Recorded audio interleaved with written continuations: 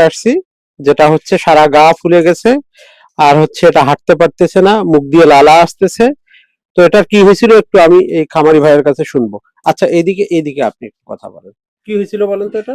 Sir ওই প্রথম অবস্থায় আপনার ওই মানে সে ব্যথা হয়তো পাইছিল, পাওয়ার কারণে পড়ে গেছিল। তো আমরা মনে করছিলাম যে এটা হয়তো পড়ে যাওয়ার কারণে মানে পাটা ফুলে গেছে।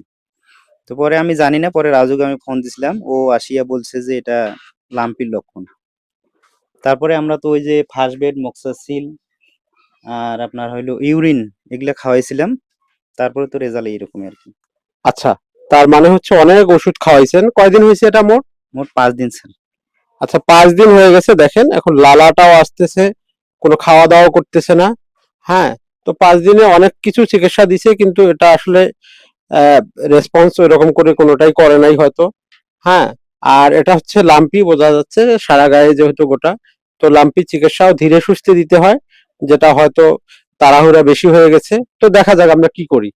ঠিক আছে, ধন্যবাদ।